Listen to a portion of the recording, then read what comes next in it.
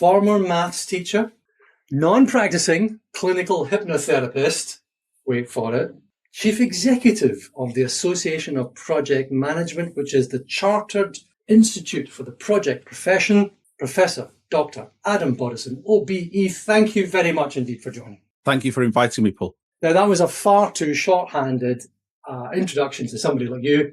Can you do a better job for me? Well, I'll try.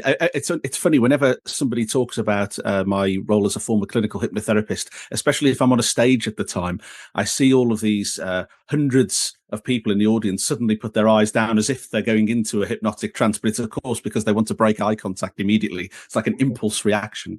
But so in terms of background, yes, I'm currently chief executive of the Association for Project Management. And before that, I was also chief executive of an inclusion charity called the National Association for Special Educational Needs. So I've probably done about 10 years as a CEO.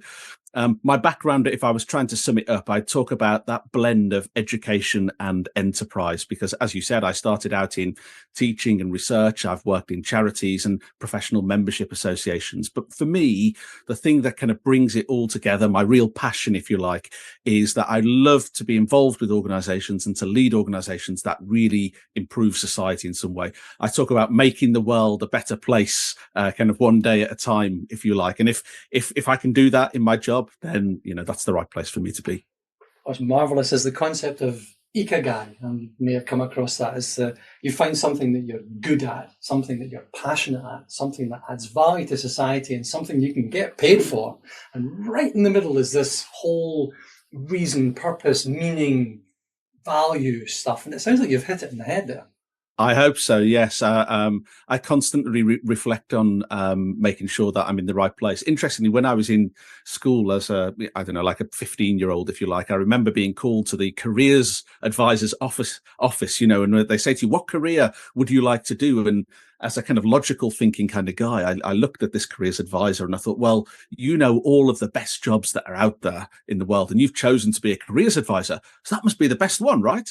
So I probably said, well, I'd love to be a careers advisor, and was duly thrown out of said office. And the lesson I learned from that was, actually, you've got to love the job you do. And it was quite clear to me that she didn't love the job by that interaction. And that's really been a driving force behind almost every decision I've made in terms of jobs going forward. Or love the job you've got and you'll never work a day in your life, right? Quite. No, I would say it's not a job, it's a way of life if you get it right. Oh, there you go. That's it. Oh, it's like that work-life balance myth. It's not a thing, it's an integration, I think. Agreed. Yeah, I'd agree with that. I mean, there are people, and I know many of them, who go to work and they earn a wage and they go home again. But that's their balance. That's how they do it. They have it as a transactional part of their existence that pays their wages so they can spend time with their family. The other side is you bring work home and you work until crazy hours in the morning because you either have to because you can't manage your time, or you're incredibly passionate about what you do and you love it. Yeah, but I think there's a trade-off as well. So I think I'd probably fall into the bring work home category, definitely. But then equally, I work for the kind of organizations where, when it's the school play and I can't be there during the day, and there's other things that I need to be around for in what might be traditionally work time, you get that trade-off, because you're working other hours, you get that flexibility to be able to be with family at other times, which are traditionally harder. So I think all in all, probably work and home get a good deal, both of them in this setup. So let's touch just on the Association of Project Management for a minute before we go any further here. It's the chartered body for the project profession. Now, my wife is a project manager. She's an engineer by training. And they're a special breed. There are people who get things done. Now, she and I make a great partnership because I'm the strategist and she's the executor. She makes stuff happen. What is it you do? How do you represent this body? Who are you? What are you all about? Yeah, so essentially we're a professional membership association, and that's made up of different parts. So there's a individual membership aspect of that. So we've got 45,000 individual members, and they might be people who are in kind of C-suite type roles, kind of running billion pounds worth of projects in all kinds of sectors. I mean, you mentioned engineering, but sometimes it's in law, sometimes it's in financial services, IT projects, infrastructure, technology, communication, all kinds of different things. Healthcare, pharmaceuticals, development of the COVID vaccine, for example. This was project professionals driving that in the background. That's why we were able so quickly. So there's all those individual members. You've got those at one end, but you've got those who are right at the beginning of their journey. And what's interesting about the project profession is, unlike something like, I don't know, medicine, for example, where there's one route through, right? You go to medical school, you become a junior doctor, you kind of train, you become a qualified general practitioner, and then you can kind of specialize a pediatric consultant or something like that. There's only one route through. The project profession, there are many routes in. So you mentioned about engineering. You could have a career as an engineer, as an architect, as a surveyor, actually just as a sector specialist in some way. And you find that one day you wake up and you're doing projects, and then you think, I could do this so much better if I actually had the formal tools and techniques that come with this. So there's the individual side.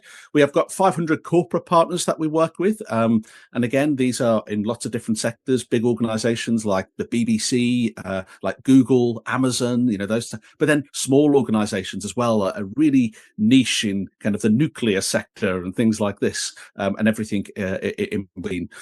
And then last of all, we're a registered charity.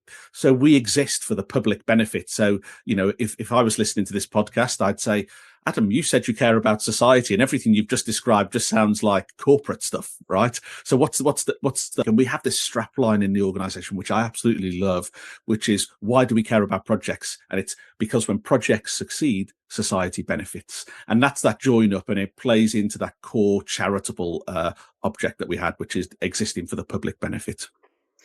That alludes neatly to the core challenge I think many of the people who are listening to this will be suffering, which is this gap between the grand plan and getting stuff done. So you've got, let's say, society, whether it's an HS3, 4 or 5, or an Olympic Games, or building something of magisterial infrastructure, or simply realigning a government department, or building a house, or organising your holiday.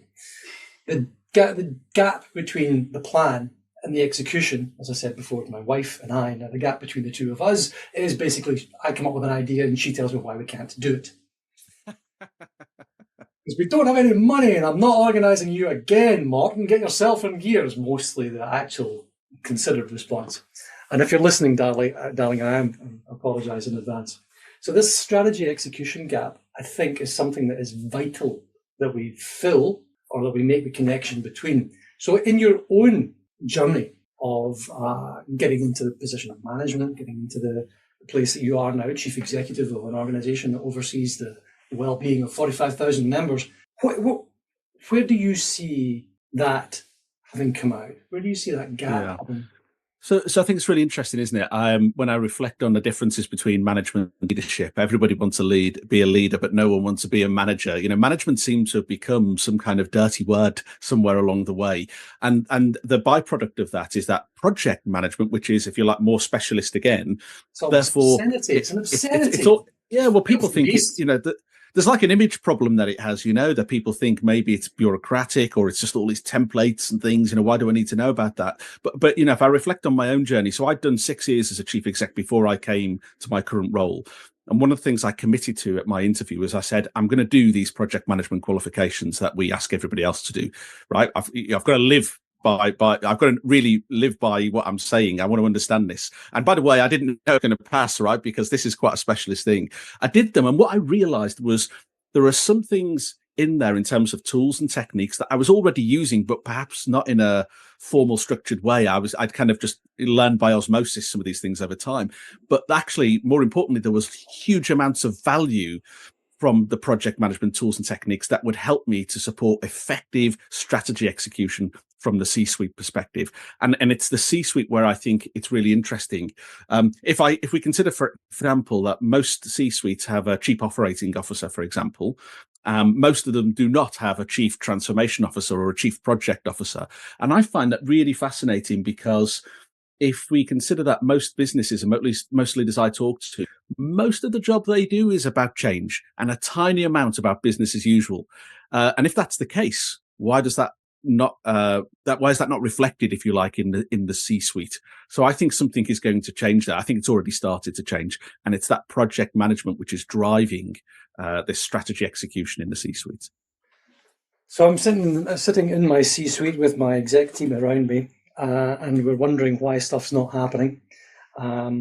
So we have the grand plan, we've had our offsites, etc. We've paid McKinsey or whoever it is many millions of their monies to come up with some 50,000 page, whatever it is, document, and nobody's getting anything done. We're not executing. What would you advise? What would you simply advise to get started? So I think there's a couple of different things. So the first thing I would suggest is a maturity assessment around the competence of project delivery, because the reality is, whether it's a strategy or whether it's a change initiative, it's going to be delivered through a project or a program, as in a series of projects that's trying to kind of bring that change. And there's also the portfolio aspect of this, which is how do we decide what things are going to move the dial and what we park till later. All of these are technical skills that can be learned. So I think then about understanding within the organization, do we have the right skills, knowledge, and understanding? But more importantly, do we have the competence to be able to deliver on that knowledge, skills, and understanding? And this is where things like, so at APM, we have a competence framework. It's freely available on the web. Anybody can download it. And one of the things we encourage people to do at an individual level, but you can also do it as an organizational level, is to actually do that self-assessment, because then you know where your gaps are as an organization. You can invest from a kind of learning and development side of things to get the organization into a place where it can deliver. So I think that's the first thing. Do you have the competence to be able to deliver in the first place? Then once you know you've got that, it's then about, my mind, effective sponsorship. And this is really interesting. By sponsorship here, I'm talking about kind of the governance and accountability and oversight side of things. So it'll often be C-suite or board, certainly exec directors kind of overseeing kind of change projects and so on. What I find is that organizations have often invested in their project delivery side of things, but they haven't invested in making sure that their sponsors know how to be really effective sponsors. There's just an assumption that because someone's in a senior position, they must just know how to do that, right? And that might be true, but often it's not the case. So that would be the second place. You know, you've got the competence in place. And then the second part of the jigsaw is, now let's make sure that we have the right governance and sponsorship in place to make sure that we deliver on the things that we want to achieve. It is that if you go into the conversations with the assumption that somebody knows something, nobody's ever going to tell you they don't. But if you go into the conversation with the assumption that they don't know something, people will agree with you that they don't. It's that wonderful, simple frame, I think. So we're going to be doing this magical project. We've got all these fabulous project managers. We're going to teach you how to be a good sponsor, because what you need to know are the following three things. Oh, okay, I'll learn that. We're going to need you to be a sponsor. Can you be a sponsor? Yeah, well, of course, I'm an executive. Don't you know? Look at the tie. Can't you tell? Every time. Whether it's the startiest startup or the most hidebound board, people are just afraid of looking like a fool. But if you go in with that assumption that I'm going to teach you or I'm going to help you to learn this, it takes somebody quite special and arrogant to say, no, I'm already a member of the APM. I don't need your help. Maybe that could be the case. Yeah, I tend to agree with you, actually. Who doesn't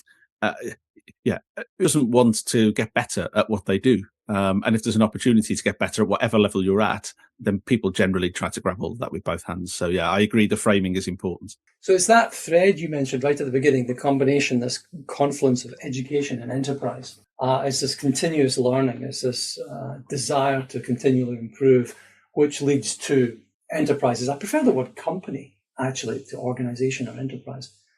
And I know you work for an organization that's not really a company, but the word, and I'll probably overuse this, but the word company comes from the people with whom you break bread. It's compan. You are in the company of other people, so you are in a group of people that you want to spend time with. So yeah. I like that. Yeah, I went for enterprise mainly for the alliteration with education. So I take the feedback on board, though. Thank you. It rhymes. You're a poet and you don't know it. So if we're going to extend this then, so we've gone from identifying the competencies, the skills, the knowledge, the behaviours, the understanding, and then going and making sure we have comprehensive sponsorship, somebody who can actually say, yes, I'm responsible for this, I'm accountable for this, I don't need to be consulted, I don't need to be informed, whatever it is, that oversight, governance piece. How do we then put something into place that's going to be, effective? Give us an idea of how we can understand that even if we're doing something, we want an outcome. Yeah. So when I was a maths teacher in school, I used to teach problem solving, and part of this was knowing when you had the right solution. I think this is translatable into business, by the way, because there's usually no shortage of ideas for things that we could do. The problem is, how do you know which is the right thing to do? And this is where some of this portfolio management comes into place. Or when you started doing it, how do you know it's working? And this 3-stage approach that we used in schools for children solving maths problems, I think is, as I say, applicable to business. And this was it. It said there are 3 stages to knowing you've got the right solution: convince yourself, convince a friend, and convince an enemy. So how does this work in a business context? Sorry. So first of all, you've got your idea, your solution. You've got to reflect on it yourself. People are quite quick to come out and say, this is the answer. And of course, when the leader says that, sometimes that can influence what everybody else thinks as well. As the leader, he must be right. So I think there has to be that period of self-reflection. Am I really confident that this is the right way to go? Let me road test it myself and really stretch that idea around. Then there's kind of share it maybe with your close confidants. It could be your leadership team. It could be, coach or a mentor, whoever that is that you have around you. So friendly people who are going to give you the kind of critical friend feedback and say, "Oh, actually, have you thought about this or what about that? Or it'd be much better if you did it this way." And then the last bit is you want to pick somebody who is probably the person you'd least want to do business with, the person who's deliberately provocative, finds holes in everything. When we talk about glass full or glass half empty, I mean, they've tipped their glass down the sink, right? It's this kind of person. You want to say to them, what do you think of this idea? And if you can convince them that it's a great idea, then I think you're really onto something. You're onto something that you can sell to the organization, and you can probably sell externally as well. Outstanding. Convince yourself, convince your friend, convince your enemies. It goes, I think that's a lovely tool. It's a pragmatic tool to use. And you mentioned at the beginning, earlier on, that there are these technical skills that we overlook because project management's dirty. Management is dirty. It's, I want to be a leader. I want to be the great chic of the week or whatever it is, so you can follow me into the sunset. But if I don't know how to actually make things happen, all I'm doing is shouting into the wind. And the definition of a leader with no followers is just a guy going for a walk. Yeah. I mean, the other thing I would say is leaders need to focus on the benefits. And this is when I come back to the sponsorship role that we talked about before. It's not enough just to deliver what was in the plan. Sometimes we have a great expression for this that we use they use in the Netherlands, which is when you've got a project which has delivered everything it set out to deliver. It was on time, within budget, to the required quality standards and everything else, but delivers no benefits. Maybe because it's an IT project and the problem it's trying to solve doesn't exist anymore because the world has moved on. That kind of situation. And this expression they use in the Netherlands is, yes, the operation was successful, the patient is dead. I really love this expression. It really made me laugh the first time I heard it. But I think this is where the role of the sponsor is so important, because they're the people who have got that eye in and out, if you like. So they've got one eye on the delivery and is it doing everything we said we were going to do, but another eye saying, when it's finished, is it still going to deliver the benefits that are intended? And if not, then why are we still doing it? I mean, that alone, I think that insight alone is worth the episode. Yeah, we're done. We can go home now. Then you're coming out with some great stuff here. This is really, really valuable. If you had to then share just one message with everyone out there, whether it's in the non-for-profit or the industry or public sector, whatever it is, what would that one message be? What's your 10,000 billboard message? Oh well, I've got many messages I would like to give. I mean, one of the things is about picking your battles, um, because there are lots of things that you could choose to tackle as a leader. There's no shortage of issues or opportunities, but I always say there's a sweet spot when you pick your battles. They've got to be small enough to win, but big enough to make a difference. And if they don't fall into that sweet spot, I tend to leave them alone, because you're either picking a fight that you can't win, and that just creates more noise, or there's no point. And there's this, sometimes someone once pitched this to me as, Adam, don't let perfect be the enemy of good. If you're pushing constantly to make something better, if there's a kind of law of diminishing returns here after a certain point, and I think that falls into that same thing around pick and battle. So I think that's probably the number one I would go for. Am I allowed to have two? Of course. Oh, I'll go for a second one then. And this is something which I have to kind of consciously try to do, which is to, if you like, judge people by their intentions rather than their actions, or mostly by their intentions rather than their actions. Because I think sometimes you've got people who try to do the right thing but don't quite get it right, and they need some help to get there. Do we want to penalize those people, or do we want to help them? And there's a certain leadership style, I think, which is, they've got it wrong. Let's throw the book at them, followed by the bookshelf type thing. And then there's another type of approach which says, actually, they've made a great start in this. How do we get them to do it even better next time? I think it's don't judge people by their intent. Well, sorry, do judge people by their intentions and not necessarily always by their actions. I think there's it feeds into a couple of things. One is that you want to build on strengths rather than weaknesses, because you make a bigger impact. Definitely. And there's a lovely story, I think it's from Dale Carnegie, and he quotes this story of a chap going into the office of his big boss and saying, I've just lost us $2 million. I just screwed up. Here's my resignation. And the big boss takes the resignation letter, rips it in half and says, you're kidding. I just spent $2 million in your education. Do you think I'm going to throw you out? So that's your starting point, is taking the intent as strengths. It's taking the opportunity as strength. It's building rather than rushing. I like that approach. I do like that. I also think there's something about taking advice from places where you might least expect it to come from. I always remember in one of my jobs, we were developing an EDI policy, equity, diversity, and inclusion policy, and we had this document. It was like 20 pages long, and it covered like everything you could possibly imagine around diversity and inclusion and equity. Really detailed stuff about what we expected, what we didn't expect, and so on, and setting the standard. And I gave it to my 10-year-old daughter at the time. So, what do you think about this? Have a look to see what you think. It's just a youngster's perspective. It took her quite a while to read through it, right? I mean, she's 10. But she gave it back to me with this Post-it note on it. And it said, this is all fine, Dad, but you don't need all of this. You just need one sentence. You just need to say, don't judge people and be kind. So we made that the executive summary of this policy. And do you know what happened? Whenever I talk to anybody in that organization about what's our approach to EDI, don't judge people and be kind, that was the one thing they remembered. And that was the least place I expected to get such brilliant advice from. So people in particular are just very good at cutting through the crap, to be honest. They'll just say, look, this is what is really matters here. So I've not that I try and bump all of my work off to the youngsters, but I do try and get advice from young people where I can, because they often have a really refreshing way of looking at things, which I think we can learn from. Is there an event, is there a mistake or something? There's something that's happened that has maybe taught you the most? Yeah.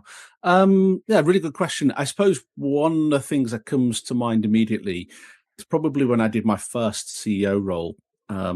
And it's a big moment. You want to get it right. And it was a charity, relatively small charity, but they were losing money. They were losing money because their business model was fundamentally flawed.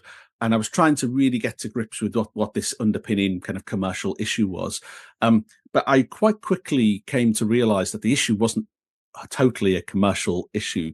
Part of the issue was a values issue. And what happened was the chair of the board of this organization essentially had a values base which was misaligned. So this was an inclusion charity.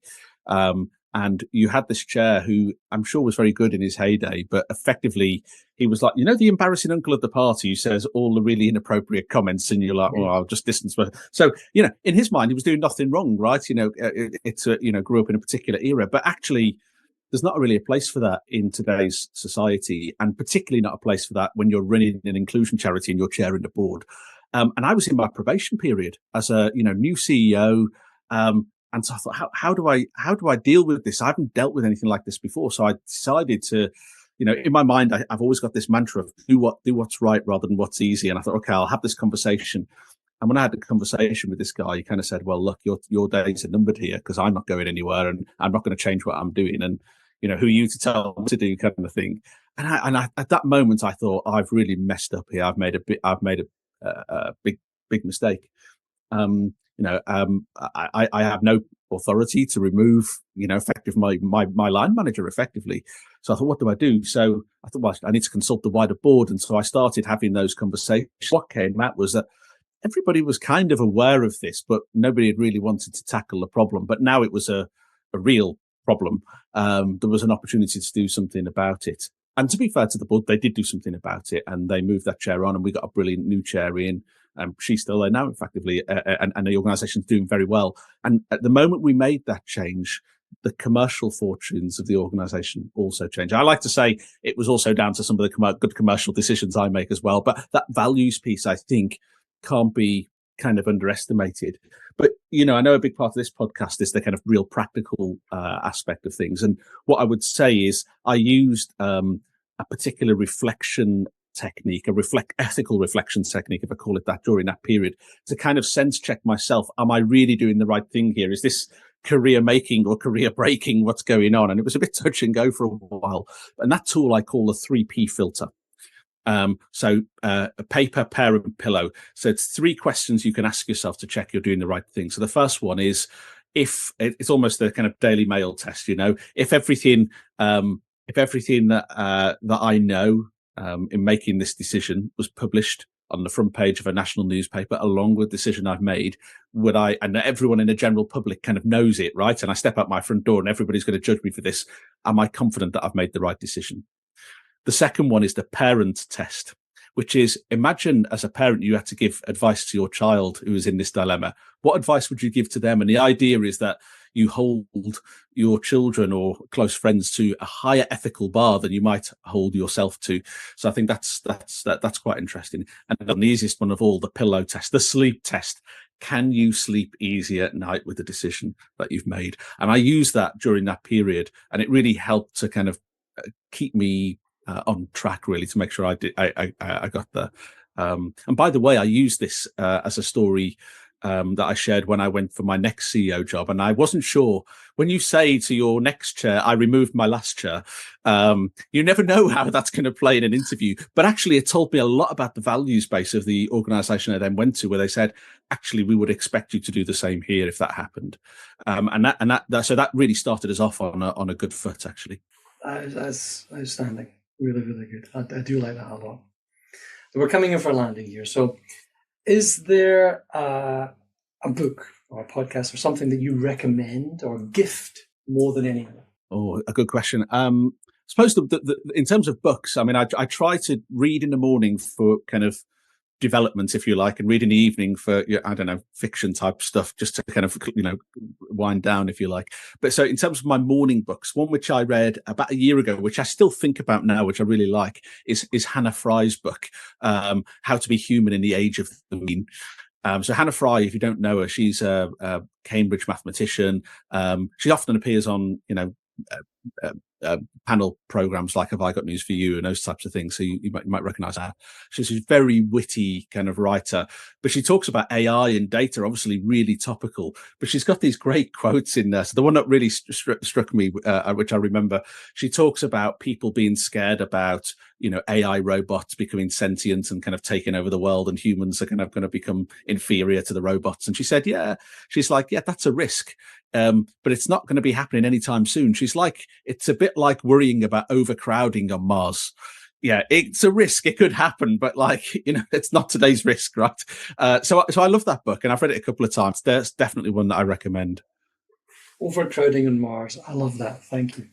Adam, how can people find you What should they do if they decide that the APM is for them?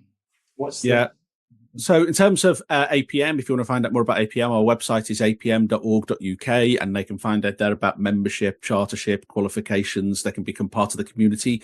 If you're running a business, we'd love you to become a corporate partner. So do find out more information on the website. In terms of me personally, I'm on LinkedIn. I'm at Adam Boddison. I'm also on X and various other platforms as well. But LinkedIn is probably the main one I use for kind of business discussions, and tend to post some quite interesting things. The latest one, by the way, which is just really getting traction, just to finish, is I've noticed that the program Suits, that was made by Netflix, they did a great job in making the legal profession really attractive, and the dramatic side of it, the sexy side of law, if I call it that.